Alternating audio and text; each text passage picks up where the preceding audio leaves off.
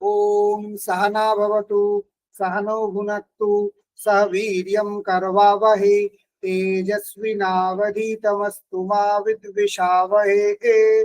ओम शांति शांति शांति। हरि ओम। শুভ সন্ধ্যা সকলকে। Search two রিসার্চের আরো একটি সত্রে তোমাদের সকলকে স্বাগত জানাই। আজকে আমরা খুব ইন্টারেস্টিং একটা টপিকের উপরে আলোচনা করব।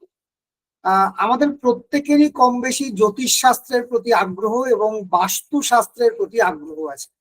আমাদের মা কাকিমারা প্রায়ই বাড়িতে বলে যে এই দিকে এটা করো না, ওদিকে এটা রাখো, তাহলে শুভ, ইত্যাদি প্রভৃতি।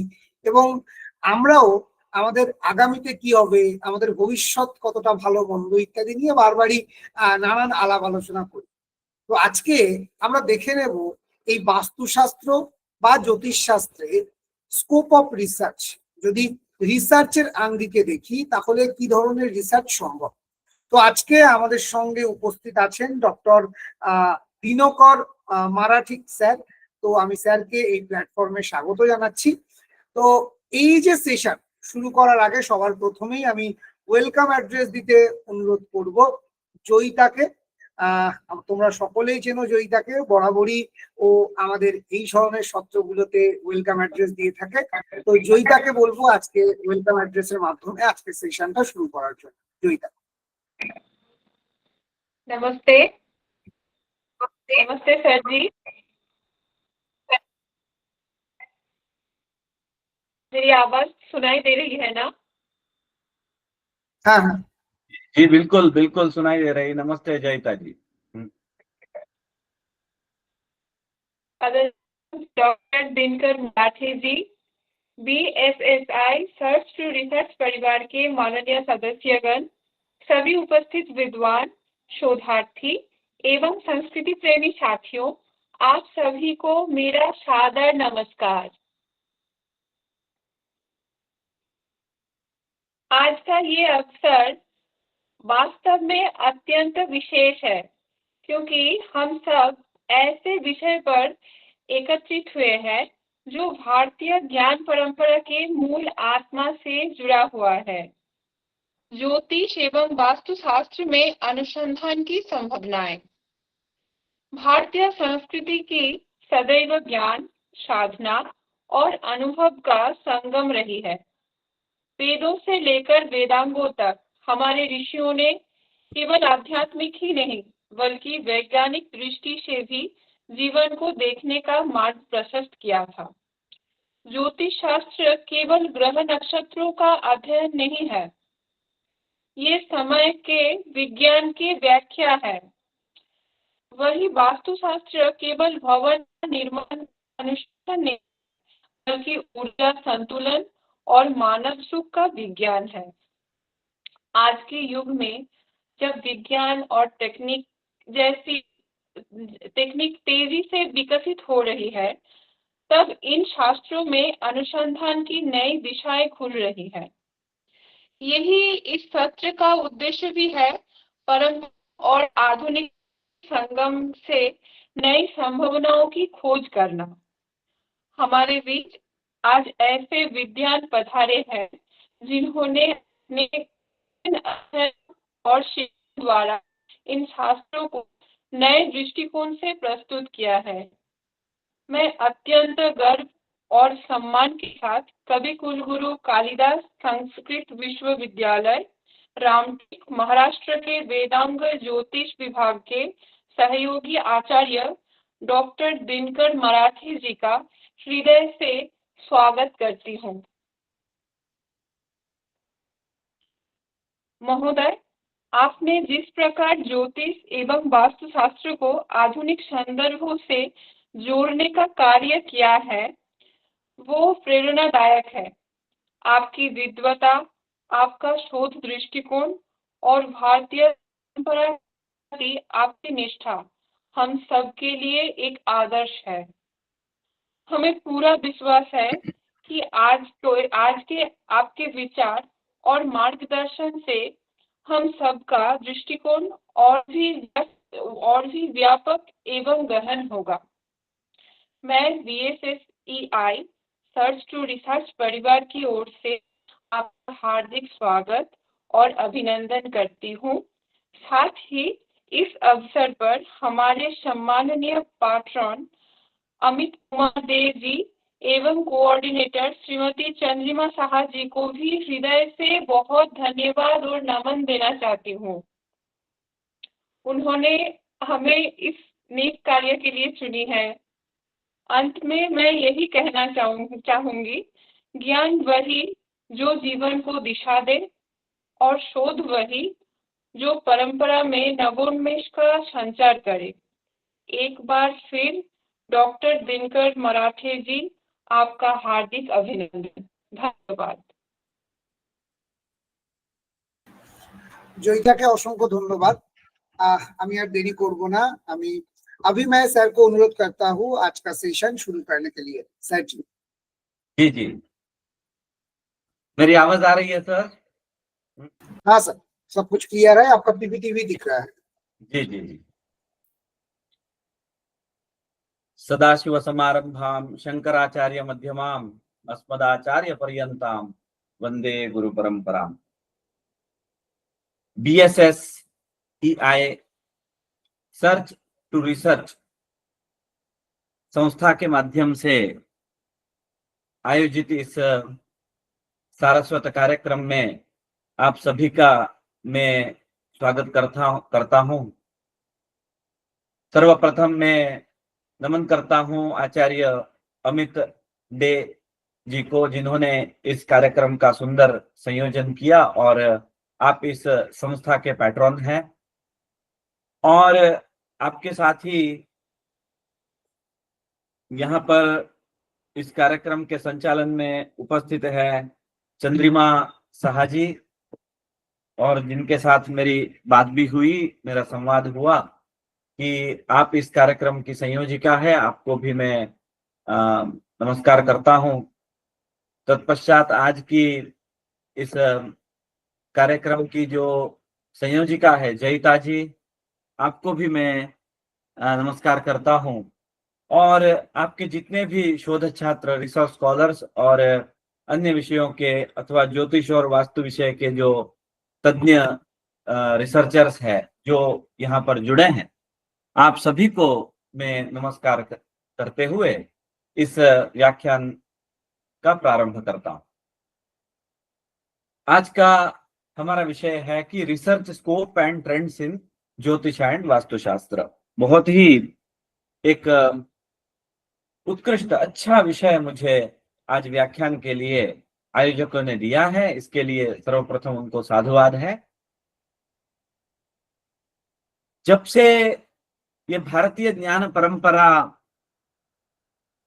की वार्ता चली है, तब से ही ज्योतिष और वास्तुशास्त्र को एक नई दृष्टि प्राप्त हो रही है। ज्योतिष और वास्तुशास्त्र को एक बहुत अच्छे बड़े पिलर के रूप में, एक मेजर पिलर के रूप में भारतीय ज्ञान परंपरा IKS के द्वारा स्वीकार किया गया है, उसको स्वीकृति दी है। उसका प्रमुख कारण है उसमें भारतीय प्राचीन भारतीय विज्ञान के अत्यंत महत्वपूर्ण तथ्य हमें ज्योतिष शास्त्र एवं वास्तुशास्त्र में हमें प्राप्त होते हैं, देखने को मिलते हैं। भारतीय ज्ञान परंपरा की इस नई एक दृष्टि को अगर हम देखें, ऑब्जर्व करें, तो हमें पता चलता है कि इसमें 3 इसके पहलू है। तो एक है प्राचीन भारतीय विज्ञान, जो किसी भी भाषा में हो, संस्कृत हो अथवा बंगाली में अथवा तमिल में, कन्नड़ा में, कौन से भी किसी भी भारतीय भाषा में जो साहित्य हो, उपलब्ध हो। और दूसरा, जो कोई भी भारत में जो मौखिक परंपराएं हो, परंपरा से हम भारतीय ज्ञान को प्रसारित करते हुए आगे ले जा रहे हैं, ऐसे बहुत से विषय हैं। तो वैसे विषय हो अथवा प्रैक्टिस ऑफ ट्रेडिशन, अर्थात केवल लिटरेचर नहीं है अथवा मौखिक परंपरा में भी वह विषय नहीं है, परंतु वो प्रैक्टिस में वो विषय है। उदाहरणार्थ कुछ औषध का विज्ञान, कोई जड़ी बूटी का ज्ञान जो कदाचित लिटरेचर में नहीं होगा, अथवा लिटरेचर में है उस व्यक्ति को मालूम नहीं है क्योंकि वह उस परंपरा से नहीं आया है, और न ही वो कोई ओरल ट्रेडिशन से अध्ययन किया हुआ है, केवल उसको परंपरा से उस वस्तु का ज्ञान है, उस सस्य का ज्ञान है, अथवा उसके परिणाम का उसको ज्ञान है। तो प्रैक्टिस ऑफ ट्रेडिशन, इस प्रकार से भी हम इसको देख सकते हैं। तो ये तीन पहलू है, और इसके वजह से हमारे ज्योतिष शास्त्र और वास्तुशास्त्र को बहुत ज्यादा विस्तार प्राप्त हुआ, क्योंकि ज्योतिष शास्त्र में अनेक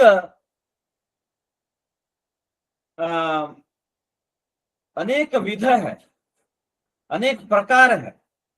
शास्त्र, ज्योतिष शास्त्र को विश्वविद्यालयों में अध्ययन करने वाला एक गण है। आधुनिक भाषाओं में ज्योतिष शास्त्र को अध्ययन करके अध्यापन करने वाला एक गण है।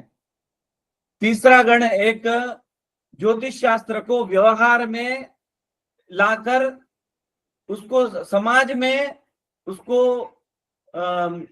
उपयोग में लाने के लिए उस शास्त्र का उपयोग करने वाले, ऐसा एक गण है। और इसके अलावा भी कुछ प्रैक्टिस करने वाले, जिनका अध्ययन नहीं हुआ लेकिन परंपरा से प्रैक्टिस कर रहे हैं, ऐसा भी एक गण है। तो इस प्रकार जो कंस्ट्रक्टेड नहीं थे, इधर उधर अलग अलग भारत के अन्य अन्य भाग में, अन्य अन्य देश में, अन्य अन्य प्रदेश में जो लोग इस शास्त्र का काम कर रहे थे, उन सबको एक कड़ी में लाने का कार्य अभी ये भारतीय ज्ञान परंपरा के कारण हुआ है। इसलिए इसके शोध के विषय में भी अभी चर्चा हो रही है। इसमें एक नई दृष्टि हमें प्राप्त हो रही है। इसको ज्यादा स्कोप, रिसर्च स्कोप इन ज्योतिष एंड वास्तुशास्त्र आज का विषय है। ये IKS के कारण इसको ज्यादा स्कोप हमें अभी प्राप्त हुआ है। अतः यह विषय अभी ट्रेंड में भी है। इस विषय के प्रति आधुनिक जो विद्या शाखा के अध्येता हैं, शोध छात्र हैं अथवा अध्यापक हैं, वह इस विषय में अभी रुचि दर्शा रहे हैं। IKS के माध्यम से कुछ वास्तुशास्त्र अथवा कुछ ज्योतिष शास्त्र से विषय को लेकर उसमें अध्ययन करने के दृष्टि से अभी प्रवृत्त हो रहे हैं। ज्योतिष और वास्तुशास्त्र का एक अत्यंत महत्वपूर्ण विषय है। इतर सभी शास्त्रों में हम देखेंगे कि हमारे लिए प्रमाण के रूप में, आधार के रूप में, रेफरेंस के रूप में, या तो उसका लिटरेचर प्राप्त होता है, बुक्स के रूप में बुक्स मिलते हैं, अथवा उसके जो शास्त्रज्ञ हैं उनका अध्ययन जिन्होंने किया है, ऐसे शास्त्रज्ञ हमारे बीच उपस्थित है, सीनियर स्कॉलर्स। तो सीनियर स्कॉलर्स और सीनियर शास्त्रज्ञ हैं, और उनके साथ साथ हमारे लिटरेचर, ग्रंथ है, यह हमारे बीच उपलब्ध है। लेकिन ज्योतिष और वास्तुशास्त्र में लिटरेचर तो है, लिटरेचर के साथ साथ जो प्रत्यक्ष रूप में विद्वान जो होते हैं तो वो भी हमारे बीच है। उसके अलावा हमारे बीच उपस्थित है हमारी धरोहर, हमारे मंदिर और हमारी वेधशालाएं, और हमारी जयपुर, चंडीगढ़, मैसूर, मदुरई जैसे हमारे नगर, जिनको हमने वास्तुशास्त्र के ग्रंथों के आधार से बनाया, ऐसे नगर भी हमारे बीच में प्रत्यक्ष उपस्थित है, अर्थात ये प्रमाण के रूप में यह उपस्थित है।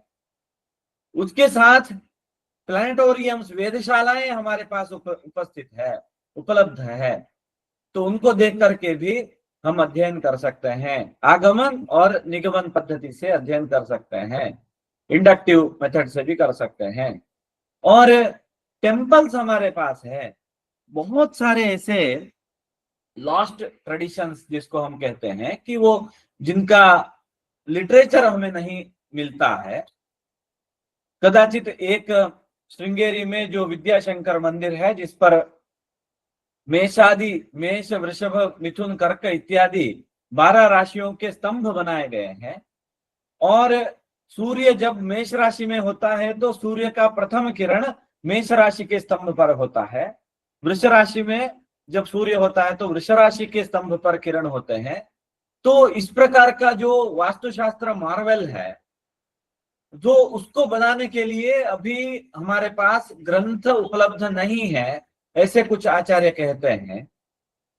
तो हम उस मार्वेल को, उस मंदिर का अध्ययन करते हुए उसको आगमन विधि से उसके टेक्स्ट बना सकते हैं आगे की पीढ़ी के लिए। मतलब हम टेक्स्ट से उस वस्तु का निर्माण, उस मंदिर का, उस नगर का निर्माण भी कर सकते हैं, उस नगर का अध्ययन करते हुए ग्रंथ का निर्माण भी कर सकते हैं। उस मंदिर को देखते हुए हम ग्रंथ का निर्माण कर सकते हैं। हमें अगर नंद्यावर्त वास्तु देखना है अथवा सर्वतोभद्र वास्तु देखना है तो हम ग्रंथों में देखते हैं सर्वतोभद्र, अर्थात सभी दिशाओं से भद्र, सभी दिशाओं से शुभ जो होता है उसको हम सर्वतोभद्र वास्तु कहते हैं। तो उसका उदाहरण कहीं हमें देखने को मिलता है क्या? तो हम वैदीश्वरम मंदिर देख सकते हैं, मधुरई का मंदिर हम देख सकते हैं, तांजौर में हम बृहदीश्वर मंदिर देख सकते हैं, जो कि उस विधा से बना है, जो कौन सा सर्वतोभद्र वास्तु जो प्रकार है उस विधा से वह मंदिर बना है, और आज भी वह मंदिर स्थित है। न केवल वह मंदिर, उस मंदिर के आधार पर ही उस नगर की भी रचना की गई है, अर्थात वह मंदिर अगर सर्वतोभद्र है तो वह पूर्ण नगर ही सर्वतोभद्र वास्तु के अंतर्गत होता है।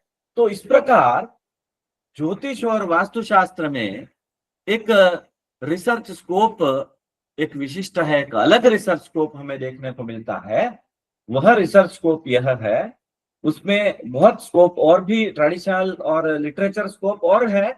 इसके अलावा भी मैंने जो बताया अभी, मंदिरों का प्रत्यक्ष अध्ययन अथवा प्लानिटोरियम का अध्ययन अथवा हमारे प्रत्यक्ष सिटीज जयपुर, चंडीगढ़, मैसूर, मदुरई इत्यादि का अध्ययन, और ट्रेडिशंस जो अष्टमंगल प्रश्न, देव प्रश्न इत्यादि केरला मतलब होरा शास्त्र का एक अलग ट्रेडिशन है। केरला का एक मैथमेटिकल ट्रेडिशन भी है और केरल का एक होरा शास्त्र ट्रेडिशन भी है। तो उस होरा शास्त्र ट्रेडिशन को प्रश्न ट्रेडिशन इसको हम कहते हैं। तो प्रश्न शास्त्र के ट्रेडिशन को जानने के लिए, उसका अध्ययन करने के लिए हमारे पास बहुत स्कोप है। तो आईकेएस ने हमें बहुत स्कोप दिया है, बहुत मार्ग खुले करके दिए हैं कि आप इस प्रकार शोध में जा सकते हैं, जो अभी तक उनको एक व्यवस्थित इन पर विचार नहीं किया जाता था, ऐसे विषयों पर भी अब हम विचार कर सकते हैं। तो यह हमारे शास्त्र में एक बहुत ही बड़ा बेनिफिट है, इसको हम कह सकते हैं। ओरल ट्रेडिशन है, उसके बाद हम अभी रूरल जो स्कॉलर्स होते हैं उनसे भी ज्ञान प्राप्त कर सकते हैं। हम केवल स्कॉलर्स अर्थात केवल विश्वविद्यालयों में जो पद में विराजमान है वही केवल स्कॉलर नहीं है, तो गांव-गांव में ज्योतिष और वास्तुशास्त्र के स्कॉलर होते हैं, तो उनका अध्ययन भी हम कर सकते हैं रिवर्स मेथड से। So this is the main scope. मतलब केवल अब तक हम जानते हैं अथवा दूसरे सभी शास्त्रों में जो लिटरेचर, कुछ टेक्स्ट को देख करके अध्ययन करना, उससे कुछ शोध करना, रिसर्च करना, उससे पीएचडी थीसिस की रचना करना इत्यादि वह एक मार्ग है, विधान है। उसके अलावा इस प्रकार ओरल ट्रेडिशन ऑफ प्रैक्टिसेस और इस प्रकार से जो रेफरेंसेस, जो लाइव रेफरेंसेस हमारे पास है, मंदिर है, प्लेनेटोरियम है, सिटी है, तो इसको लेकर के भी हम कार्य कर सकते हैं। यह एक बहुत ही बड़ा विशेष है ज्योतिष और वास्तुशास्त्र का।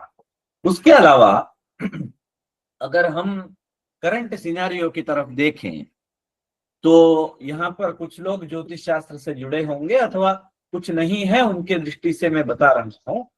यहाँ पर ज्योतिष और वास्तुशास्त्र को सभी अभी हायर एजुकेशन और रिसर्च इंस्टीट्यूट में भारत में पढ़ाया जाता है। पहले ऐसी स्थिति नहीं थी। केवल अगर पढ़ाया जाता था तो केवल ट्रेडिशनल कुछ यूनिवर्सिटीज में ही ज्योतिष और वास्तुशास्त्र को पढ़ाते थे। लेकिन अभी हम देख रहे हैं कि हम आईआईटीज में देख रहे हैं कि संस्कृत सेल होता है, नहीं तो ह्यूमैनिटीज सेल होता है, उसके अंतर्गत हम एस्ट्रोनॉमी और ज्योतिर्विज्ञान का अध्ययन कर सकते हैं। हम दिल्ली यूनिवर्सिटी जैसे विश्वविद्यालयों में, जनरल यूनिवर्सिटीज में ज्योतिष डिपार्टमेंट को देख सकते हैं। हम बहुत सारे प्राइवेट यूनिवर्सिटीज में, रिसर्च सेंटर्स में हम ज्योतिष और वास्तु के अध्ययन को देख सकते हैं।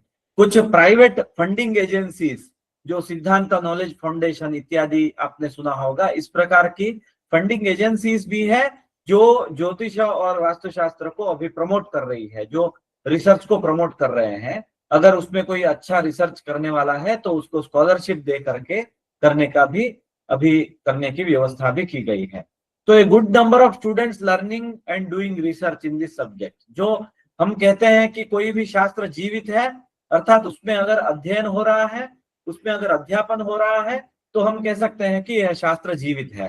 तो निश्चित रूप से ज्योतिष जीवित है, क्योंकि अखिल भारतीय स्तर पर बहुत सारे बहुत सारे विद्यार्थी इस शास्त्र का अध्ययन कर रहे हैं।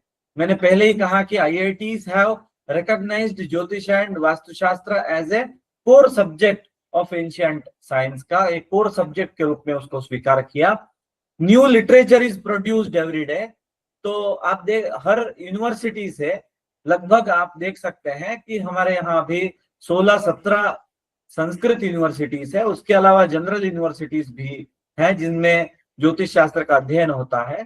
सामान्यतः हर विश्वविद्यालय में मिनिमम, न्यूनाति न्यून मैं कह रहा हूं, 5 भी थीसिस अगर सबमिट हो रही है तो पूरा आप चित्र देखते हैं तो 15 इसमें कम से कम 70 to 75 थीसिस, रिसर्च थीसिस एक साल में ज्योतिष और वास्तुशास्त्र में हो रही है, सबमिट हो रही है। और उसके अलावा नया लिटरेचर, जो मैन्युस्क्रिप्ट का एडिटिंग हो सकता है अथवा उसका कुछ क्रिटिकल एनालिसिस हो सकता है, अथवा उसका कुछ ट्रांसलेशन वर्क हो सकता है ज्योतिष टेक्स्ट का, Sanskrit to some regional languages और रीजनल लैंग्वेजेस। ये एक बहुत खास बात है कि ज्योतिष और वास्तुशास्त्र में संस्कृत के अलावा रीजनल टेक्स्ट भी बहुत ज्यादा है। बहुत ज्यादा रीजनल भाषा में लिखे गए टेक्स्ट हमें मिलते हैं, जो कि आप अगर कहेंगे कि रीजनल टेक्स्ट अर्थात that may be translated from original Sanskrit text, may be. तो कुछ ग्रंथ संस्कृत के इससे ट्रांसलेटेड किए गए होंगे, कुछ ग्रंथ मतलब संस्कृत मूल को मैन्युस्क्रिप्ट से एडिट किया गया, लेकिन उस पर विस्तार से उन्होंने टीका लिखी है, विस्तार से उसकी व्याख्या की है, जो प्रादेशिक भाषाओं में उसकी व्याख्या की है। इस प्रकार हमें वो देखने को मिलता है। तो वैसे लिटरेचर अभी नया प्रोड्यूस हो रहा है हर स्टेट से, क्योंकि एस्ट्रोलॉजी या एस्ट्रोनॉमी अथवा ये वास्तु ट्रेडिशन जो है, ये केवल शहर में नहीं है, केवल भारत के कुछ भाग में नहीं है, भारत के हर भाग में, हर जिले में ये अलग अलग प्रकार से इसका एक अलग फ्लेवर है। बंगाल में ज्योतिष शास्त्र और वास्तुशास्त्र का एक अलग फ्लेवर है, साउथ इंडिया में चेन्नई में एक अलग फ्लेवर है, और केरला में एक अलग फ्लेवर हमें देखने को मिलता है, और महाराष्ट्र गुजरात में एक अलग है। तो इस प्रकार इसमें डाइवर्सिटी है। जैसे लोगों का विचार अलग है, लोगों की रुचि अलग है, लोगों का चिंतन अलग अलग है हर जगह। तो उसके अनुसार वहां अलग अलग इसके शास्त्र के विचार चलते हैं। और ज्योतिष और vastu has maintained relevant in modern context. देखिए, अगर इतना सब नहीं होता, इसका रेलेवेंस नहीं होता, तो आज ये व्याख्यान ही नहीं होता, ये व्याख्यान का आयोजन ही नहीं होता था। तो इसमें अत्यंत यह प्रासंगिक शास्त्र है, इसमें प्रासंगिकता है निश्चित रूप से, इसलिए इस शास्त्र को महत्व प्राप्त हुआ है। और कितना भी विरोध हो, अगर फलित ज्योतिष का विरोध हो रहा है, संहिता का विरोध हो रहा है, अथवा कुछ पंचांगों में डिफरेंसेस है पंचांग में, इसलिए कुछ विरोध हो रहा है, कितना भी विरोध हो, जिसका जो प्रासंगिक है, जिसकी वैल्यू है, उसका ही विरोध होता है। जो जीवित है, जो जिसमें जीव है, उसमें ही चैतन्य होता है, उसमें ही हलचल होती है। वैसे ही यह शास्त्र जीवित है, इसलिए इसमें स्पंदन हो रहे हैं। तो स्पंदन होने पर कुछ पॉजिटिव एनर्जी, कुछ नेगेटिव एनर्जी भी हो रही है, तो इसका विरोध अथवा समर्थन यह सब चलता रहता है, बहुत सालों से चल रहा है। फिर भी यह शास्त्र अपने ऊर्जा को बनाया हुआ है, इसका महत्व अभी भी कुछ कम नहीं हुआ है। इस प्रकार यह शास्त्र आगे बढ़ रहा है, इसमें नया लिटरेचर आ रहा है, इसमें रिसर्च हो रहा है, तो इसलिए इसको हम कह सकते हैं कि ये मोस्ट रेलेवेंट है। और आजकल इंटीग्रेशन एंड होलिस्टिक अप्रोच, ये बहुत एक ट्रेंड हो रहा है हर जगह। कोई आप एक ही विषय को लेकर के अभी आगे नहीं जाते, अलग अलग विषयों का समागम होता है, उनका समन्वय होता है, कोऑर्डिनेशन होता है। अभी ये कंपटीशन का जमाना चला गया, कोऑर्डिनेशन का जमाना आ गया है। तो हर शास्त्र वाला चाहता है कि कदाचित उसके शास्त्र से ये कुछ कनेक्ट करूं, इसके शास्त्र से कुछ कनेक्ट करूं।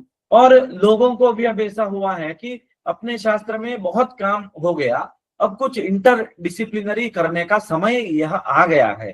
तो लोग ज्योतिष और वास्तुशास्त्र में इंटरडिसिप्लिनरी इंटीग्रेट करके काम करने के लिए बहुत ज्यादा अभी उत्सुक दिख रहे हैं।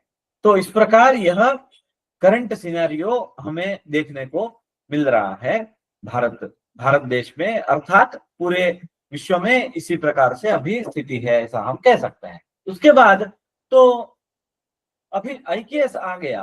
तो IKS में what is the role of jyotish and vastushastra, तो इसका क्या रोल है, तो इसमें अभी हमें थोड़ा सा देखना है, चिंतन करने की आवश्यकता है। देखिए, role of jyotish and Vastushastra, vastu research in promotion of Indian knowledge systems. आपको पता है कि IKS का ये कोर पिलर है, ज्योतिष and Vastushastra is the core pillar of IKS, भारतीय ज्ञान परंपरा। तो recognition of oral tradition and traditional practices, तो इसमें विशेष रूप से ग्रंथों का अध्ययन वो तो है ही, इसके अलावा लिटरेचर के अलावा लिटरेचर से बाहर जाकर के, अर्थात समाज में, सोसाइटी में जाकर के, अतः वैसे ही ज्योतिष का अध्ययन तो आकाश को देख के होता है, ज्योतिष का अध्ययन रात को भी हो सकता है, आकाश की घटनाओं को देखते हुए होता है। और ज्योतिष का अध्ययन अलग अलग प्रैक्टिस को देखते हुए होता है। जैसे कि आपको पता है कि कुछ वृक्षों का रोग होता है, तो उसका चिकित्सा कैसे करना, ये कुछ वृक्षायुर्वेद में बताया है, ज्योतिष शास्त्र के कुछ अध्याय में बताया है। ऐसे इसको जानने वाले भी लोग हैं। और जैसे कि अंडरग्राउंड वाटर होता है, कि दकारगल, उदकारगल कहते हैं जिसको, जिससे हम बोरवेल और वेल से वेल के माध्यम से उस पानी को बाहर निकालते हैं, तो उसकी जलसिराएं भूमि के अंतर्गत होती है। तो उसका ज्ञान रखने वाले भी बहुत सारे लोग हैं, जो कुछ नारियल के माध्यम से देखने वाले लोग हैं, कुछ लोग जो एक पेंडुलम के माध्यम से देखने वाले हैं, कुछ लोग एक वी शेप का, वाई शेप की एक लकड़ी को लेकर के एक ब्रांच, जो वृक्ष का एक ब्रांच होता है, शाखा होती है, उस शाखा को कट करके ऐसे वाई शेप में लेकर के पानी देखते हैं। इस प्रकार का भी ट्रेडिशन है। These are all tradition of practices और ओरल ट्रेडिशंस इसको कहते हैं। और अष्टमंगल प्रश्न, ये जो कौड़ियों से प्रश्न देखने वाला भी एक विधान है। तो ये सब एक नया अभी इसको महत्व मिला है। इसके पहले इसको नजरअंदाज करते थे। इसको पहले कहते थे कि ये लिटरेचर नहीं है, ये लिटरेचर नहीं है, उस बुक में नहीं है, इसका मतलब ये रिसर्च में नहीं हो सकता। तो अभी हमारा ये विस्तार हो गया, अभी ये प्रैक्टिस और ओरल ट्रेडिशन भी रिसर्च में आ गया है। This is the scope, advantage है इससे हमें बहुत। और jyotish and vastu as interdisciplinary science, इसको अभी डेवलप कर रहे हैं। कैसे कर रहे हैं? तो एस्ट्रोनॉमी आप जानते हैं, इस पे बहुत काम हो रहा है। इसमें केवल ज्योतिष वाले ही नहीं काम करते, एस्ट्रोफिजिक्स के प्रोफेसर इसमें काम करते हैं, दूसरे भी जो मैथमेटिक्स वाले, साइंस वाले लोग इसमें काम करते हैं, नक्षत्र के ऊपर काम करते हैं, ग्रहों की स्थिति के बारे में काम करते हैं। अभी भी इसरो है, नासा है, ये सब लोग इसी का अध्ययन कर रहे हैं। ये हमारे परंपरा का ही विषय है। ये ओल्ड, एंशियंट और मॉडर्न ऐसा नहीं कह सकते। Bhaskaracharya was the scientist as the scientist of ISRO now। अभी तब का वो इसरो का साइंटिस्ट जैसा ही था भास्कराचार्य। वराह मिहिराचार्य हम कहते हैं कि the first research scholar of ज्योतिष शास्त्र, क्योंकि वराह मिहिराचार्य ने तीनों स्कंधों में, ज्योतिष में 3 स्कंध होते हैं, सिद्धांत स्कंध, संहिता स्कंध और होरा स्कंध, ये 3 स्कंध होते हैं। ये तीनों स्कंधों में ग्रंथ लिखने वाले, ग्रंथ की रचना करने वाले आचार्य है वराह मिहिर। तो वराह मिहिर आचार्य ने सिद्धांत में पंच सिद्धांतिका नामक ग्रंथ लिखा, संहिता में बृहत संहिता नामक ग्रंथ उनका बहुत ज्यादा प्रसिद्ध है। वो हर एक, मतलब जो नॉन ज्योतिषी है वह भी सिद्धांत संहिता में, बृहत संहिता में कार्य करते हैं, इसमें कार्य करते हैं। और उन्होंने बृहत जातक नामक ग्रंथ लिखा, जो फलादेश और होरा शास्त्र में, उसमें उससे पहले एक कंस्ट्रक्टेड, एक शास्त्र के रूप में एक क्रम नहीं था उससे पहले। तो वराह मिहिराचार्य ने उसको एक बढ़िया क्रम दिया और उसको ज्यादा सिस्टमेटाइज किया, ऐसे कहते हैं। तो इसलिए these are all the scientists, rishis. तो ये आज के साइंटिस्ट भी ऋषि हैं, जो पुराने ऋषि है वो साइंटिस्ट भी है। तो इस प्रकार भास्कराचार्य है और वराह मिहिराचार्य है और आर्यभट्ट है। इन्होंने भी अपने समय में काम किया। उन्होंने ग्रह स्थिति के ऊपर, नक्षत्र के ऊपर काम किया था। अभी भी चंद्र के ऊपर, मंगल के ऊपर, सभी ग्रहों के ऊपर और सूर्य के ऊपर अभी काम हो रहा है। तो ये काम एस्ट्रोनॉमी में होता है। तो एस्ट्रोनॉमी इसका एक मेन डिसिप्लिन है। अर्थात हमारा प्राचीन भारतीय ज्योतिष और एस्ट्रोनॉमी, इस प्रकार उसका इंटर रिलेशन है। तो उस पर काम करने वाले लोग हैं, तो इस पे भी बहुत स्कोप है। दूसरा, मैथमेटिक्स में गणित पाद। तो mathematics is the base of ज्योतिष शास्त्र। तो बिना गणित ज्योतिष शास्त्र नहीं है, क्योंकि भास्कराचार्य ने भी कहा है कि यात्रा विवाहोत्सव जातकादो खेटे स्फुटैरेव फलस्फुटित्वम। तो यात्रा, विवाह, उत्सव अथवा कुंडली इत्यादि कुछ भी आप करें, लेकिन जब खेटे स्फुटै, खेट अर्थात ग्रह होता है और स्फुट अर्थात स्पष्ट, तो ग्रह स्पष्ट कब होता है? गणित से, मैथमेटिक्स से होता है। तो ग्रह स्पष्ट नहीं होगा तो फल स्पष्ट नहीं होगा, ऐसे स्पष्ट रूप से कहा है। तो आधार क्या है? गणित है। हम कितना भी फलित कहेंगे तो फलित का आधार गणित है। तो बिना गणित फलित नहीं है, केवल फलित ज्योतिष नहीं चलता, गणित के आधार से चलता है। तो गणित ही इसमें मुख्य होता है। उसके बाद वेदर एंड रेनफॉल स्टडीज, मेघ और पर्जन्य लक्षण इत्यादि जो विषय है, जो कब मेघ गर्भधारणा करते हैं और कब प्रवर्षण होता है, उसके बीच में कितना समय होता है। साधारण 195 डेज लगते हैं कि मेघ गर्भधारणा के बाद प्रवर्षण होने में। तो साधारणतः नवंबर दिसंबर में मेघ गर्भधारणा करते हैं। तो अभी अक्टूबर हो गया, दीपावली के बाद मेघों की गर्भधारणा प्रारंभ होगी। तो अब तक तो प्रवर्षण ही हो रहा था, अभी गर्भधारणा होगी। गर्भधारणा के बाद गर्भ प्रसव अथवा मेघ वर्षण होता है, वो उसके लिए 6.5 months अर्थात 195 डेज का समय लगता है। तो इस प्रकार कैसे मेघ गर्भधारणा हुई, उसके क्या लक्षण हैं, तो आकाश को देख करके बताने का भी विधान है, उसको भी ग्रंथों में बताया है। उसके बाद ये भी बताया है कि कैसे कि जितने मेघ गर्भधारणा का अंदाज लेते हुए प्रवर्षण कैसे होगा।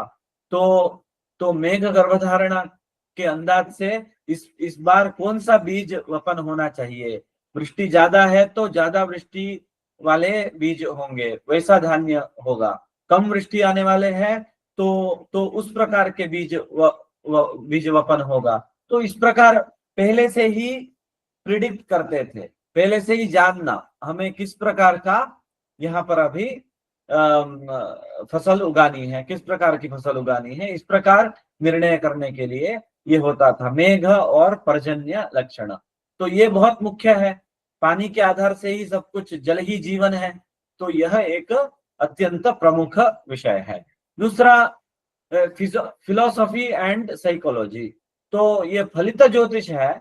आजकल फलित ज्योतिष को लोग एक फिलोसॉफी के रूप में भी, मतलब एक गाइडेंस के लिए, वो कोई निराश है, कोई आत्महत्या कर रहा है, या किसी को कोई औषधि ही फलित नहीं हो रहे हैं, आत्मविश्वास एकदम कुंठित हो गया है, उस आत्मविश्वास को बढ़ाने में भी एज ए साइकियाट्रिस्ट, मतलब एक वैद्य की तरह ज्योतिष शास्त्र वेत्ता वो काम आ सकता है। ज्योतिर्वैद्य निरंतरम ऐसे कहा है।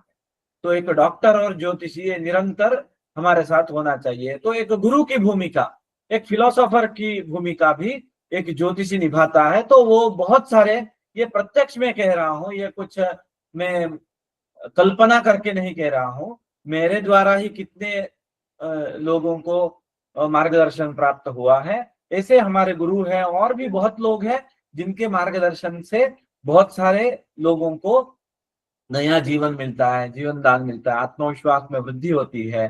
तो वो अवसाद से बाहर निकल के आते हैं, तो उनके जीवन में खुशी होती है। केवल ग्रह तारे ये ग्रहों के प्रभाव से होता है ऐसा नहीं, ग्रह सूचक होते हैं। तो उस सूचना का ग्रहण करते हुए हम कुछ उनको मार्गदर्शन करते हैं, तो उसका बेनिफिट होता है। तो फिलॉसफी और साइकोलॉजी, तो इस प्रकार मनोविज्ञान में भी ज्योतिष शास्त्र का उपयोग हो रहा है।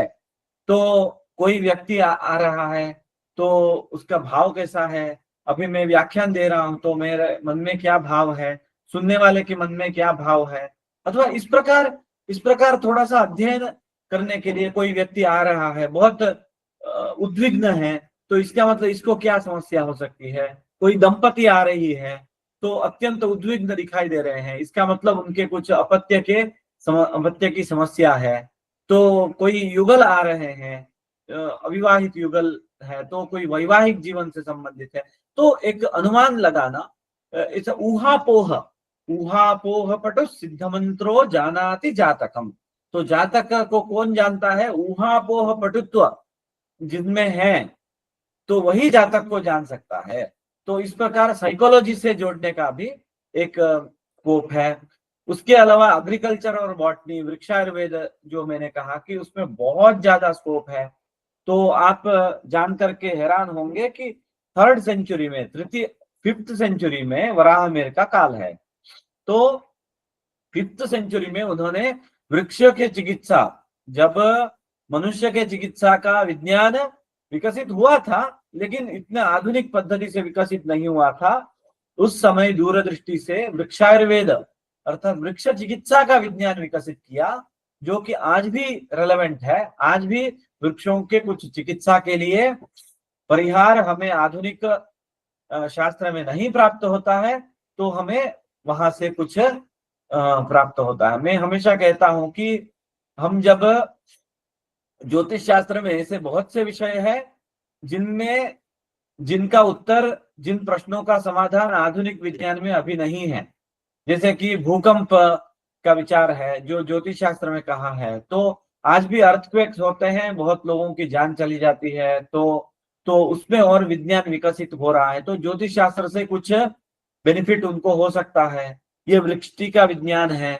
बारिश का अनुमान में भी 50-50 होता है, कभी गलत हो जाता है आधुनिक विज्ञान, तो उसमें भी काम करना चाहिए।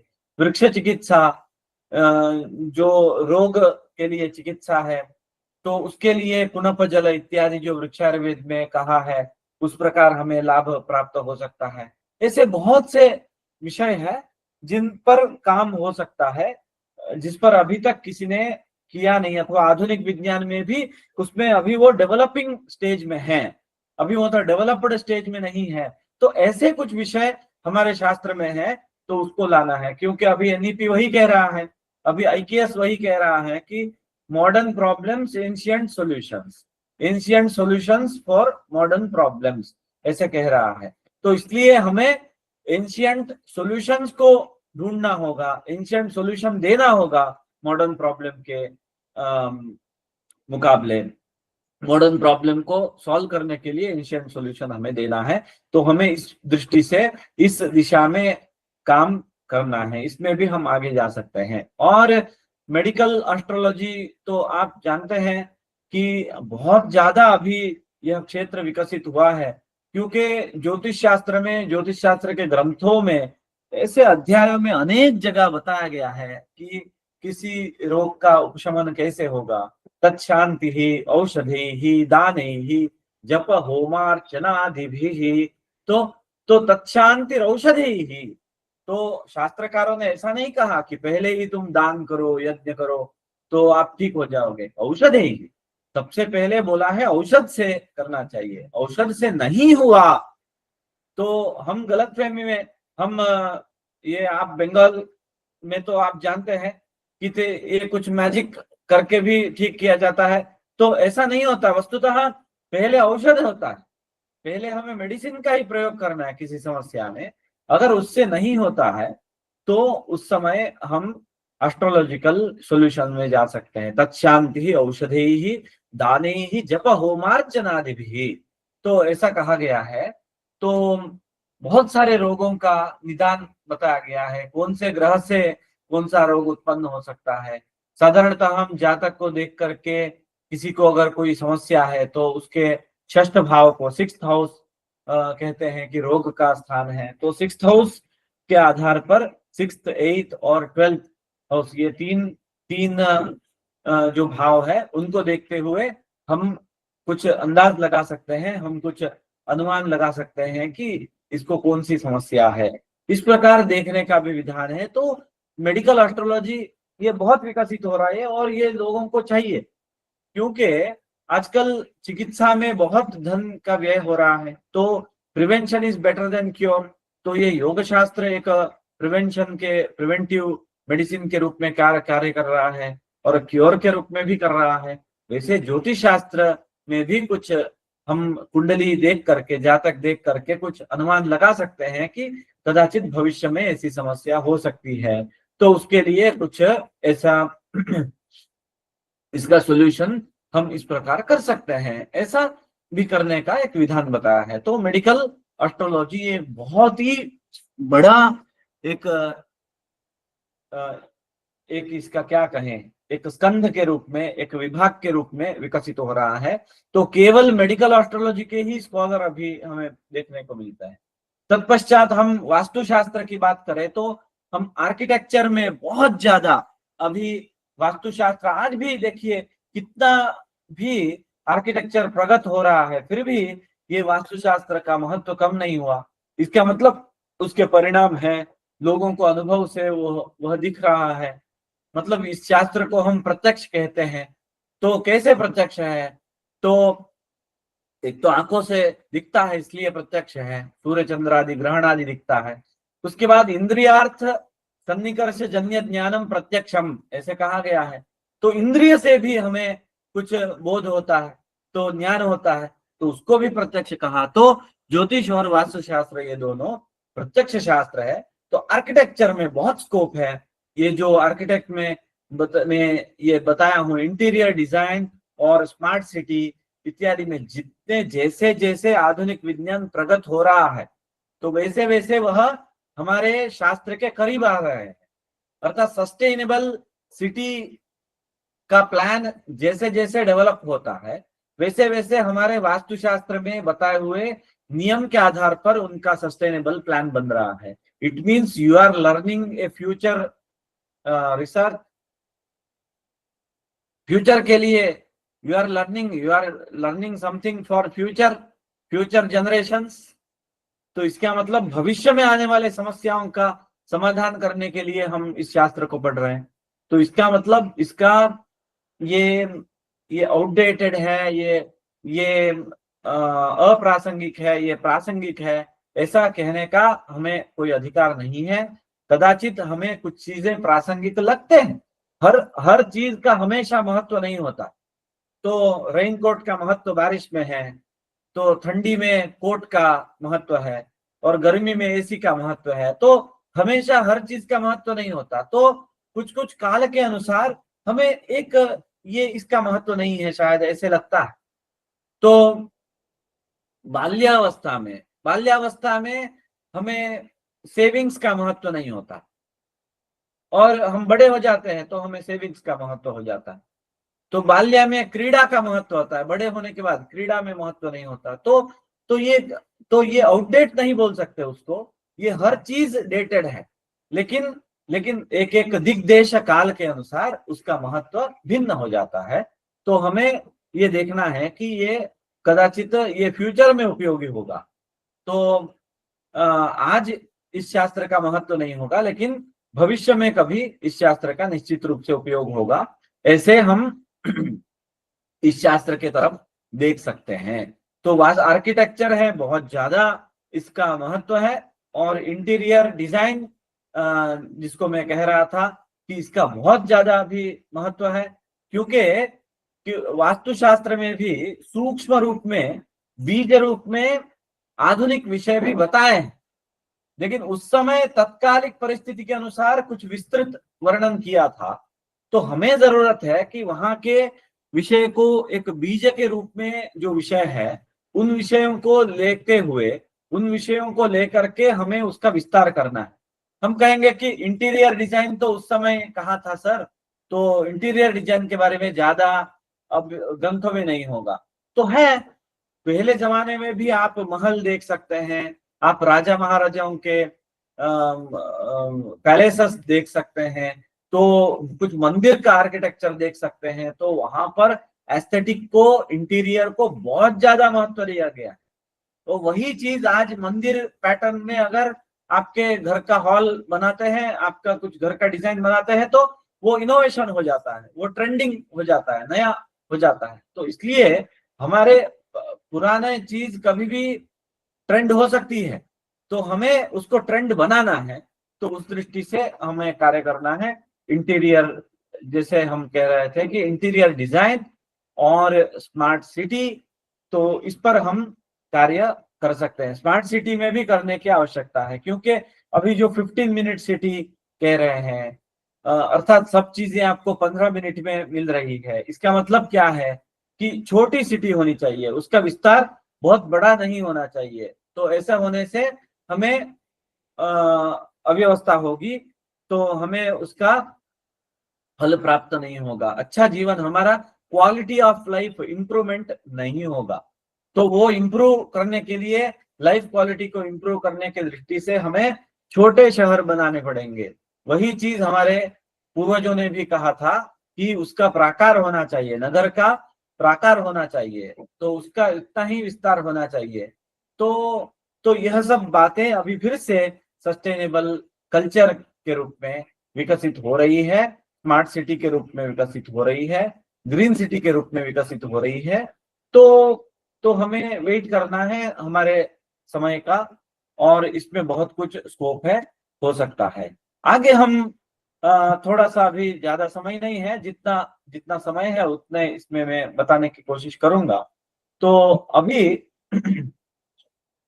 मैंने कहा कि मॉडर्न प्रॉब्लम और एंशिएंट इनसाइट्स सॉल्यूशंस करके, तो ये क्लाइमेट साइकिल, मॉनसून प्रिडिक्शन है, मेघगर्भ, उसमें हमें मॉडर्न सॉल्यूशन की तरफ जाना चाहिए, एंशिएंट सॉल्यूशन को लाना चाहिए।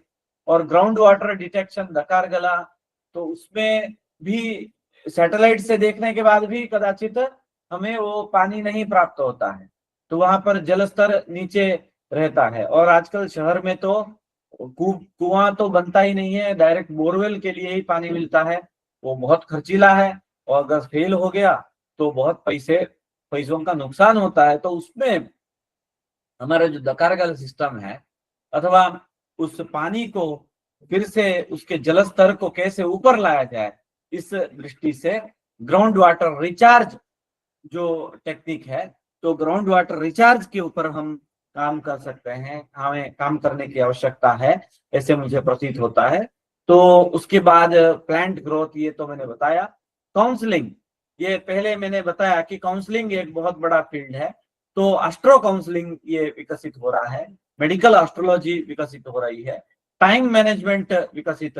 ये वैदेशिक लोग कहते हैं कि आपसे ही हमने ये टाइम मैनेजमेंट सीखा, तो मैनेजमेंट के लोग बोलते हैं। तो कैसे सीखा है, तो इसमें ये मुहूर्त है, हर चीज के लिए एक समय निर्धारित है, भोजन का समय निर्धारित है, पूजा का समय निर्धारित है, योगा आसन करने का समय निर्धारित है, और टहलने का, घूमने का समय निर्धारित है, काम करने का समय निर्धारित है, निद्रा का समय निर्धारित है। तो ये सब मुहूर्त, व्यावहारिक मुहूर्त इसको कहते हैं। व्यवहार से ही तो मुहूर्त बने। व्यवहार में लोगों ने देखा कि कौन सा कार्य कब करने से ठीक है, अर्थात यज्ञ कर्मादि जून जुलाई में नहीं कर सकते, तो बारिश ज्यादा होती है, तो लकड़ी भी आपको सूखी नहीं मिलेगी, खुला आसमान भी नहीं मिलेगा, तो इसलिए उसको उत्तरायण में ले गए। तो जनवरी के बाद ही यज्ञादि कर्म करने के, अनुष्ठान करने के लिए योग्य समय है, तो मुहूर्त फिर उसके निर्माण हुए। तो बाद में बारिश के समय में करने वाले कुछ कार्य भी आए। तो ऐसे इस प्रकार से शास्त्र में जो बताया गया है वह मुहूर्त वस्तुतः जीवन पद्धति है। मुहूर्त अर्थात ऐसे ही कुछ ये समय में करने से आपको ज्यादा फायदा होगा, ऐसा वो तो है ही, तो वो तो उसका एक्स्ट्रा बेनिफिट है, उपयोग है, विशेष उपयोग है उसका। तो पहला उसका उपयोग क्या है कि ये हमारे जीवन को व्यवस्थित बनाना, हमारे दैनंदिन डे टू डे एक्टिविटीज को मैनेज करना, तो अच्छे से मैनेज करना, उसको मैनेजमेंट टेक्निक है ये मुहूर्त शास्त्र। उसके बाद सस्टेनेबल सिटी के बारे में तो आपने जाना। तो ऐसे बहुत से विषय हैं जिनमें हम कार्य कर सकते हैं, नए से रिसर्च करने के लिए स्कोप है। Bridging traditional and modern research, तो ट्रेडिशनल ज्योतिषा गिव्स अस मैथमेटिकल और models, ritual, timing, cultural astrology वगैरह ये मिलता है। Modern branches extend into physics, biology, medicine, space research में है, ये मॉडर्न है। तो फिजिक्स, बायोलॉजी, मेडिसिन और स्पेस रिसर्च में है, तो उसका हम समन्वय कैसे करेंगे? तो अपॉर्चुनिटीज फॉर संस्कृत स्कॉलर्स क्या है? तो ये क्रिटिकल एडिशन ऑफ एस्ट्रोनॉमिकल, ज्यादातर ये एस्ट्रोनॉमी में आजकल काम कर रहे हैं, तो एस्ट्रोनॉमी के जो टेक्स्ट है उसको क्रिटिकल एडिटिंग उसका करके देना। और उसके बाद linking ancient time keeping to modern chronometry, तो उसको एंशिएंट टाइम कीपिंग टेक्निक, ये जो मुहूर्त है उसको मॉडर्न के हिसाब से उसको बिठाना। Studying health and cosmic influences, medical astronomy, astrology को पढ़ना, अर्थात ये कॉस्मिक इन्फ्लुएंस के बारे में अध्ययन करना और कुछ सॉल्यूशन के तरफ जाना, सॉल्यूशन देना, ताकि लोगों को उससे ज्यादा लाभ मिल सके, तो वैसे करना। और कंपैरेटिव कॉस्मोलॉजी भी उसका एक विशेष है कि Vedic and modern big bang models इत्यादि। Understanding temple architecture, temple architecture में हमें ऐसा लगता है कि ये तो पुराना विषय है, अभी इसकी क्या जरूरत है। एक्चुअली पुराने जमाने में जितने मंदिर बनते थे, निर्माण होता था, उससे ज्यादा 10 गुना मंदिर निर्माण अभी हो रहा है। अलग अलग छोटे छोटे टेम्पल बन रहे हैं, बड़े टेम्पल बन रहे हैं, तो ऐसे टेम्पल आर्किटेक्ट की बहुत डिमांड है, बहुत जरूरी है। तो आधुनिक के हिसाब से, मॉडर्न टाइम के हिसाब से हमारे एंशिएंट वास्तु टेक्स्ट को पढ़ करके कुछ सॉल्यूशन देना, कुछ आधुनिक संदर्भ में उसको बताना, इसके लिए हमें टेक्नीशियन की जरूरत है। इसमें रिसर्च करने की आवश्यकता है, इसमें स्कोप है, बहुत ज्यादा इसमें स्कोप है, तो उसमें भी जाने की आवश्यकता है। इस प्रकार हम कार्य कर सकते हैं बहुत, इसमें ज्योतिष और वास्तुशास्त्र में करने के लिए है ऐसा। मतलब यह सब देखने के बाद आपको भी प्रतीत हो रहा होगा, और भी बहुत विषय है।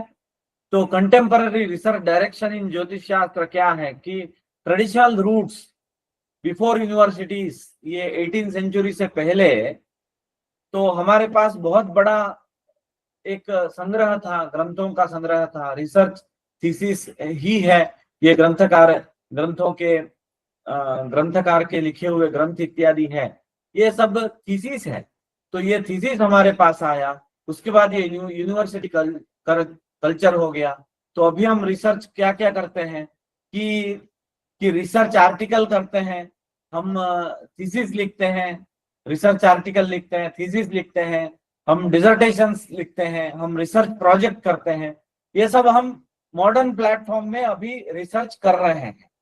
अर्थात ज्योतिष को भी करना है तो एक थीसिस लिखो या आर्टिकल लिखो या प्रोजेक्ट करो या डिसर्टेशन बनाओ, ये इस प्रकार से चल रहा है ज्योतिष वास्तुशास्त्र में। न्यू एवेन्यूज कैसे इंडियन नॉलेज सिस्टम इनिशिएटिव्स से क्या हो गया है कि अप्लाइड ज्योतिष के ऊपर बहुत ज्यादा फोकस हुआ है, जिसमें मेडिकल इंटीग्रेशन हुआ है और एस्ट्रोनॉमिकल स्टडी हुआ है, ritual time keeping, temple practice और कैलेंडर एक्सपर्टाइज। तो कैलेंडर आजकल लोगों को ये पंचांग इत्यादि मॉडर्न पद्धति से, कैलेंडर पद्धति से चाहिए। इंडियन भारतीय पंचांग को लोग चाहते हैं, ये इंग्लिश कैलेंडर की तरह ही भारतीय पंचांग चाहते हैं। उसमें एक बहुत रिसर्च का स्कोप है, अलग अलग टाइप में उसका प्रेजेंटेशन करना, वो स्किलफुली प्रेजेंटेशन करना इत्यादि करके हम इसमें भी एक लाभ प्राप्त कर सकते हैं। इसमें भी बहुत ज्यादा स्कोप दिखाई देता है। तो लास्ट में बस एक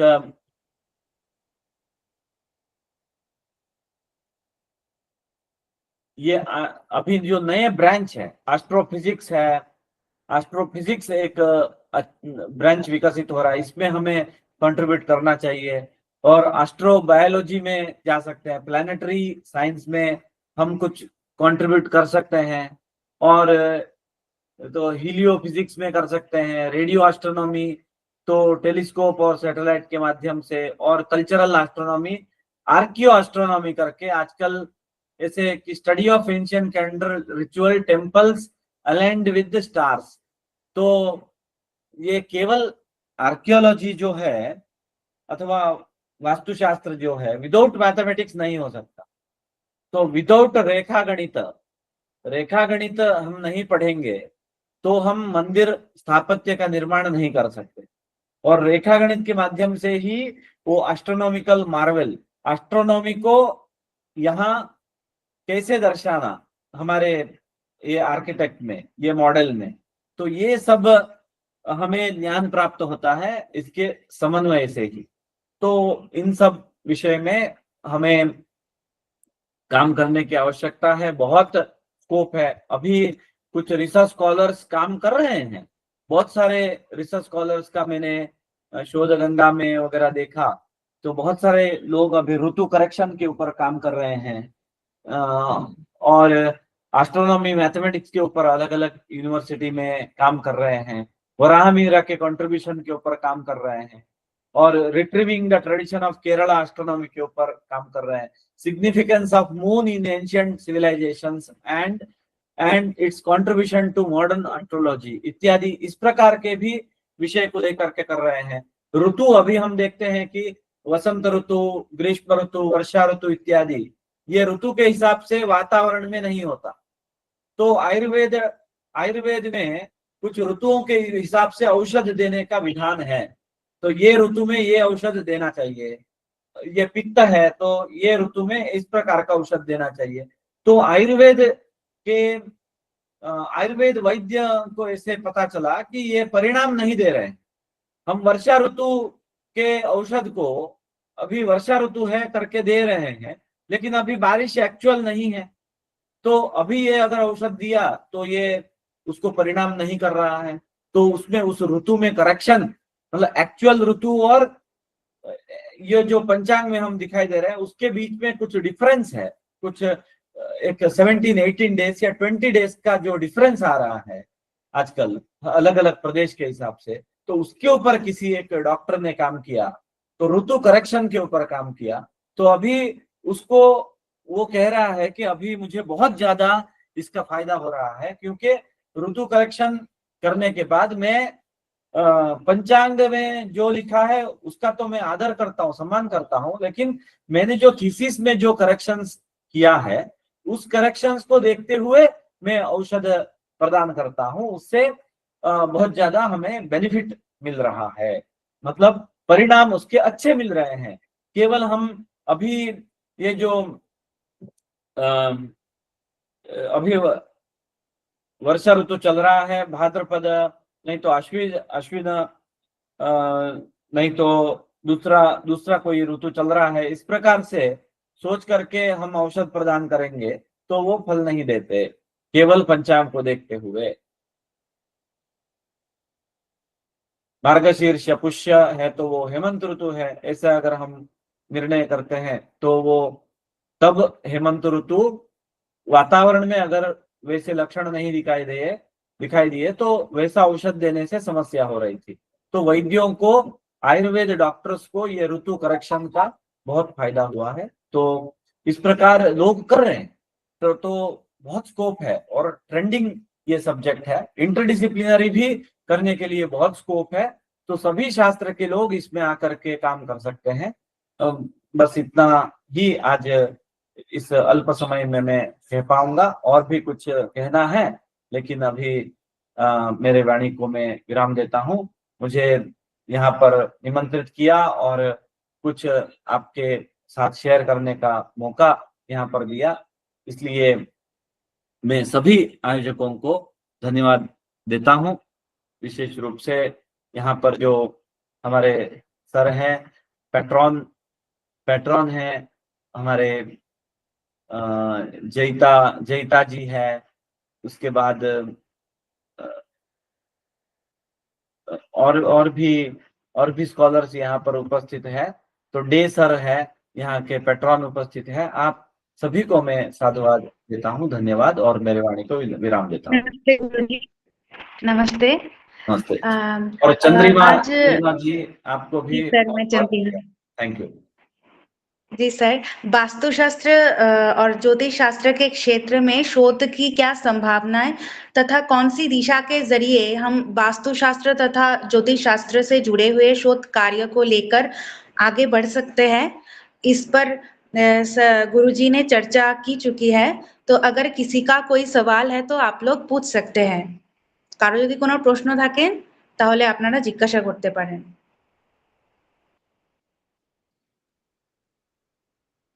কারো কোনো প্রশ্ন আছে? किसी का कोई सवाल है क्या?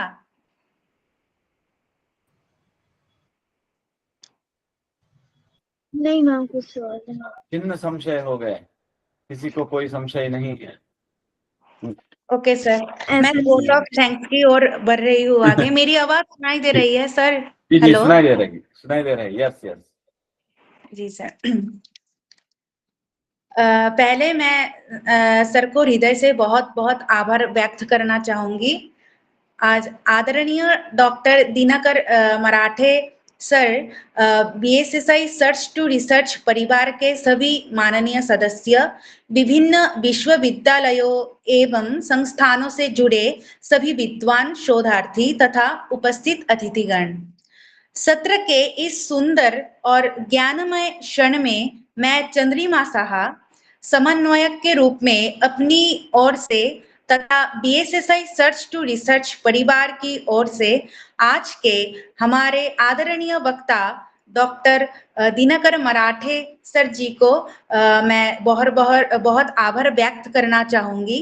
सर अपने गहन ज्ञान, सुस्पष्ट व्याख्या और प्रेरणादायक दृष्टिकोण से हमें यह अनुभव कराया कि ज्योतिष एवं वास्तुशास्त्र केवल पारंपरिक विषय नहीं बल्कि आधुनिक अनुसंधान के लिए एक सशक्त और जीवन क्षेत्र है। आपके विचारों ने यह दिखाया कि हमारी प्राचीन शास्त्रीय परंपरा में वैज्ञानिकता, तर्क और अनुभव का अद्भुत संगम है। आज का आपका व्याख्यान हम सबके लिए अत्यंत प्रेरणादायक रहा। आपके प्रत्येक शब्द ने हमें नई दिशा, नई जिज्ञासा और नए शोध संभावनाओं की ओर अग्रसर किया। हमें आपके प्रति हृदय से कृतज्ञ है। हम आपके प्रति हृदय से कृतज्ञ है कि आपने अपने बहुमूल्य समय से हमें यह अवसर प्रदान किया। आपका यह योगदान न केवल हमारे कार्यक्रम को सफल बनाता है बल्कि हमारी भावी गतिविधियों को भी प्रेरणा देता रहेगा। मैं इस अवसर पर हमारे पैट्रन श्री अमित कुमार दे जी का हृदय से धन्यवाद ज्ञापन करती हूँ और जिनके मार्ग दर्शन से ही यह सत्र संपूर्ण हो पाया है। साथ ही स्वागत भाषण के लिए श्रीमती जयिता कुंडू जी को भी हार्दिक धन्यवाद और उन सभी प्रतिभागियों को भी धन्यवाद जिन्होंने इस सत्र को अपनी उपस्थिति से गरिमामय बनाया। और अंत में यही कहना चाहूंगी, जब ज्ञान और परंपरा साथ चलते हैं तब अनुसंधान ही हमारी संस्कृति की सबसे सुंदर अभिव्यक्ति बन जाता है। और एक बार फिर पूरे बीएसएसआई सर्च टू रिसर्च परिवार की ओर से डॉक्टर दिनकर मराठे सर जी को बहुत बहुत धन्यवाद तथा नमन ज्ञापित करती हूँ। सर, बहुत बहुत शुक्रिया, आपको आभार व्यक्त करती हूँ। अब अंत में शांति मंत्र पाठ के माध्यम से मैं इस सत्र की समाप्ति घोषणा करना चाहूंगी।